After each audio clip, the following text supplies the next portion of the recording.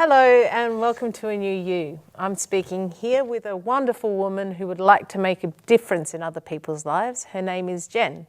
You have a lot to offer the world, Jen. I'd love it if you could just speak about what brought you here today.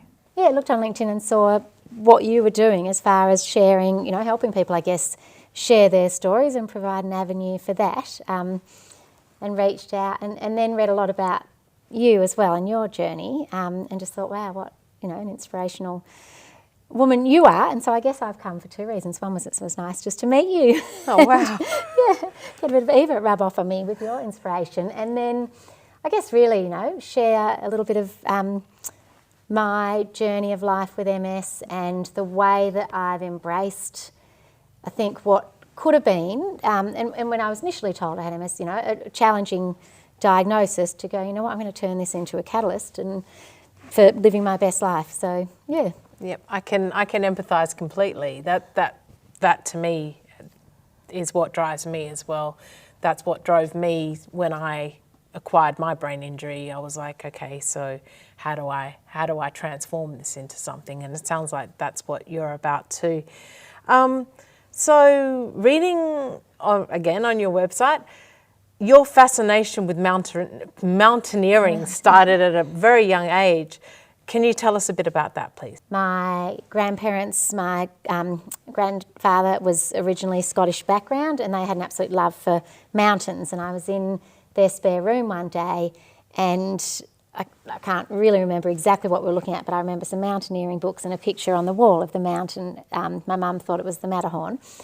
And so I was looking at that, and then he gifted me a little brooch at the time. And it was just a little tiny ice axe with a mountaineering boot hanging off it. And something in there obviously sowed a little seed within me, a seed of possibility. And then over time, I continued to sort of develop a love affair with mountains. We would go up just once a year in the winter. We'd go on a little ski trip, and then in the summer, we'd go up to Thredbo. And I just loved being up there, and I loved climbing trees and anything I could do to get myself up into high places with a feeling of space. And that sort of love over time, I ended up studying outdoor education, and I had never been physically very good at anything. I was not bad at skiing, but I started rock climbing. And it was the first time in my life that I actually felt like I had any sort of physical grace in any way. And so I fell in love with rock climbing, and I was doing a lot of backcountry skiing and snow camping. And at that point, I think that sort of little seed that had been planted and this time I'd spent, and then I'd become this climber and this backcountry skier, was like, oh my gosh, this is something really special that I want to pursue, is taking these loves together and heading out into the mountains. And so I looked at some different climbing opportunities, and I booked onto a trip to climb Mt Cook over in New Zealand. And I was offered a job that it was a volunteer year that aligned a lot with my values. So I didn't go to Mt Cook. I went and I had that year, and life sort of carried on, and I got married and I had children and I was working in different jobs, but I still, I guess, had this little seedling, the seed that had grown into this seedling and was just sitting in the background somewhere. A little mountain on your shoulder. A little mountain on my shoulder. And so that was where it had all sort of stemmed from, was just this building up of, watering the seed of possibility that one day I would climb a big mountain. I think this is really, really impactful, because did you see that we have spoken with Paul Pritchard? Do you know about Paul Pritchard? I do know about Paul, yeah. So I think it's quite fitting that you should come on the show in such close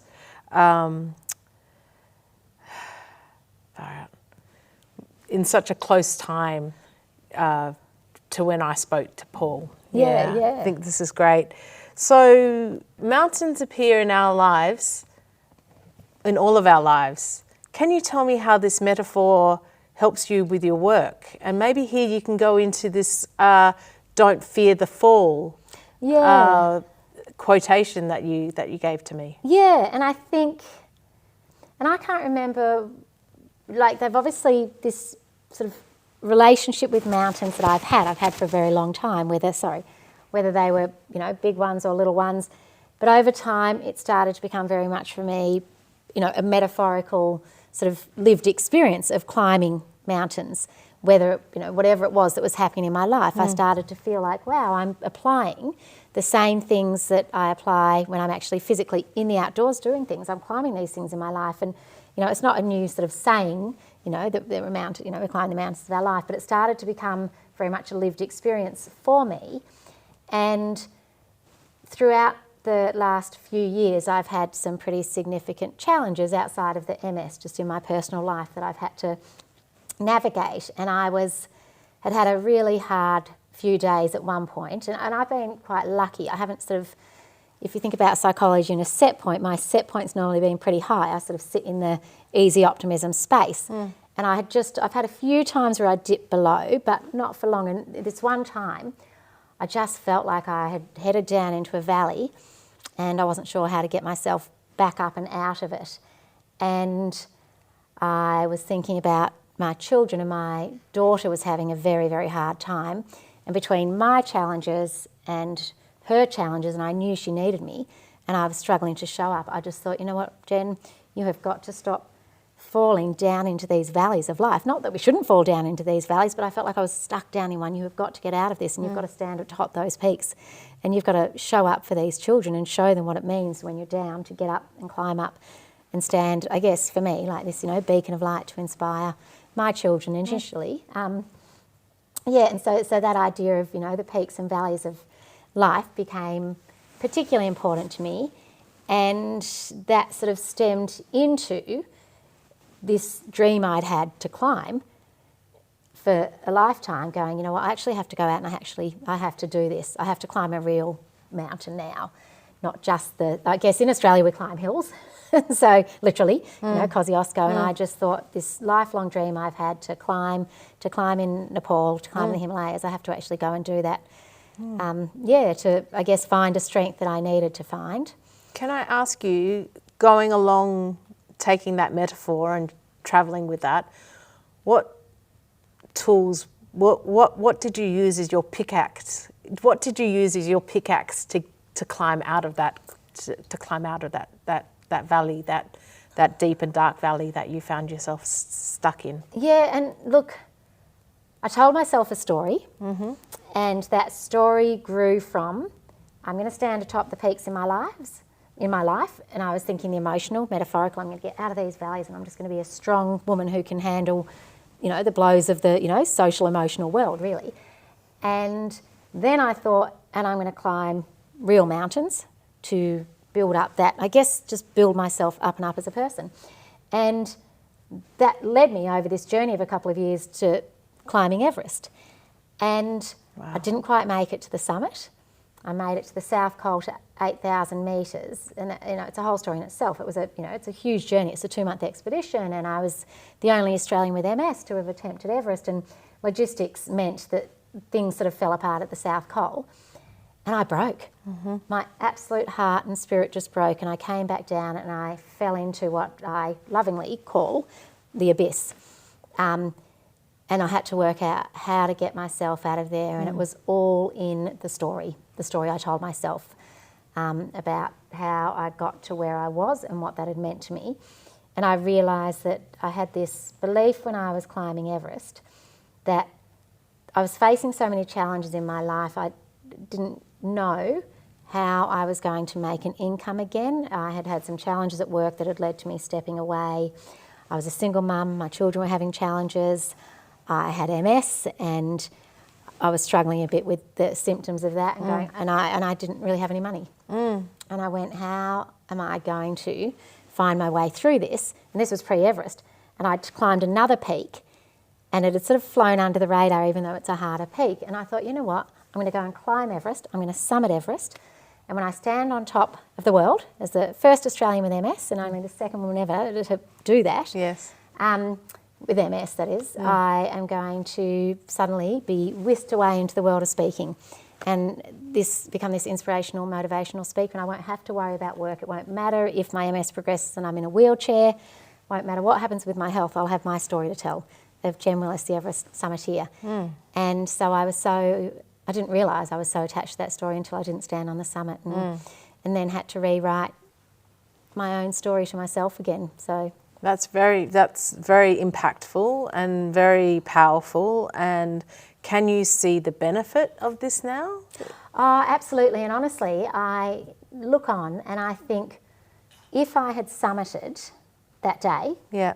because I was dressed and ready to go in a tent waiting to head for the summit, if I'd ended up leaving the tent to go up and I'd summited, I think the journey that I needed to go on in my inner world to be able to step back out into the world as a woman in her 50s with MS, feeling like I had a really strong sense of self again, required me to go inward, not upward. Absolutely. And yes. so I went deep, deep, deep in. Yes. And I asked myself all the sorts of questions that someone would ask you if they wanted to basically challenge your character, your beliefs, your values. And I just spent a lot of time asking myself all these questions so I could get a real understanding of who am I, what matters to me, where do I need to place myself in the world so I'm bringing forward what I want to help others, and where do I need to protect my own time, my own energy. And yeah, and it's, you know, I've learnt so much and I've made some significant changes in my life. And yeah, I feel like I'm at, you know, the precipice of change. Yeah, and becoming the best of who I could be in life. Yeah, so it's almost like through traversing the depths of ourselves, you actually did peak Everest. Yeah. Through traversing the depths of yourself, you actually did peak Everest. Yeah, and I think that, and you know, I'll go up and down again, but I think I've learnt a lot about myself and what I need to do when I'm faced with challenges. And one of them is, I guess, you know, I sort of likened telling someone about once I hadn't summited and I was down in this abyss, and I was telling the story of what had happened and telling it to myself or telling it to others. And I would sort of tell this story, this hopeful story. Oh, it's okay. I didn't summit, but I was going to become my own hero, and I found her at the bottom of the hill. And I have a story in a TED talk that's around that, you know, becoming your own hero. And I told that, you know, 2 weeks after I was back from the mountain. And when I was telling that, in that moment, I felt like it was true. And I realised that if I'm down in this space and I've got this ladder, this sort of, you know, imaginary ladder I need to climb, tell the story that's a solid rung up and I'm getting out of the abyss. But I would tell a story and go to grab that rung on the ladder, and it was just an illusion. And I was like, that's not getting me out of here. Why does that story? And I realised because I was telling the stories that I felt were sort of, I don't know, would allow me some grace, would allow me to still be respected when I wasn't respecting myself at the time. And it wasn't until I started telling those stories that I allowed myself to, you know, embrace just how disappointed I had been and embrace how lofty I could be in some of my ideas and how ungrounded I'd really been feeling for a long time. And once I was able to be a lot more honest with myself and think, you know, I've sacrificed a lot of who I was over probably the last 25 years, and it wasn't until I got back to who she was that the truth of who I felt I was. Of course. So the stories that you need to tell yourself are the stories that help you find and help you acknowledge the faith that you have within yourself to make it through. It's not about standing in front of people and looking for approval from them, but finding the approval from within. Yeah. Don't you think? Yeah, absolutely. Yeah. You know, not the stories that I needed to tell Everybody friends else. or family or people professionally or anything to feel like I was, you know, in a space where I'd be respected in the world. I had to let go of all that and go, well, yeah, I will land where I land and it will be the right place for me. So your diagnosis must have affected more than just your career. Of course, it must have affected everything about your life. Can you tell me about the positive ways that it has changed your approach to helping people? I mean, look, I have 3 master's degrees. I have 2 undergraduate degrees. I was the breadwinner in my family. I was working full-time, raising 3 children. My, you know, then husband wasn't super keen on working. Forgive me if he ever listens to this. He's my ex-husband, so he probably won't. So that's probably one of the reasons why he is my ex-husband. So I carried all of this weight and all of this pressure to balance so many things. And once I was diagnosed with MS, I had to pull back. And I joke that, to other people, I was sort of this superwoman. How many women, we travelled, we lived in Vietnam, we lived in South Korea, we lived in the USA. I was working, I would pack up the family for the next adventure on the next job, and we'd all move. And then I would re-establish life, and the kids would be in school, and I'd be doing a leadership role in another school and doing another degree, and I was just going. And I remember one friend sort of saying, you're like superwoman. And for a while I was, until I realised that I was working so much harder beneath the surface. If you have a table and you have 6 legs holding it up, and then slowly it's down to 5 and 4 and 3 and 2 and 1, my energy, my sort of inner structural integrity was like that. I was down to the point where I was sort of, trying to balance on just one leg, and I felt like I couldn't keep going anyway. And then I was officially diagnosed with MS. And I guess it allowed me to feel and be forced to practice a whole lot more self-compassion. It allowed me to set some really clear boundaries and make some significant changes, and to reprioritise how I would make an income in the way that would, I guess, serve my, fairly simple needs financially, motivate others, and continue to make a difference, and have that sort of freedom to flow with the energies of MS, because they're not predictable. And No. So how has being trained in all these different modalities, having all these degrees behind you, how has this helped you approach your own, how has this helped you change your own approach to life? And I guess it's interesting actually, because I think that, because I've done these degrees, therefore I must know this when I think about it this way. So I've studied this so I can then apply it. And the reality, I think, really is that, so I've studied positive psychology, I've studied narrative therapy, I've studied different coaching things, I've got an MBA in leadership. What led me to do each of the degrees at different times, though, was where I was at in my personal life and some problem that I needed to solve. And so when I did the first research degree I did was a Master's in Education, and at the time we were going to be moving over to Colorado, and I wanted my ex-partner to have the chance to work. Not even the chance, that's so completely wrong. I wanted him to be the one to work. And I thought I need to personally feel like I'm continuing to fulfil my own career no matter where we work. And so I started doing that degree, and I realised in that gave me a particular focus in a sense that didn't matter, what I was doing work-wise, in a sense of what to me gave me a reward, that would help. And so I got sort of into this. Study provided almost like its own little therapy for me. And then my father passed away of a very aggressive brain tumour, and I was sort of stuck in a bit of rumination, and I thought, and I'd been wanting to study counselling for a long time, or psychology, and I thought, I don't want that right now. I just want to do something that shifts my mind to a different place out of that rumination. And so I went and did an MBA, and it was so different from... And then, so that was sort of what led me to do that. So it's not been sort of professional ambition that's led me to do things. It's been like recognising here's a challenge and here's an antidote for me to... and then I was working in a workplace where everyone was pretty miserable, and I met someone that was passing through that was studying positive psychology, and I'm like, are you kidding? There's a degree? I can go and study this degree where people are focused on happiness and well-being.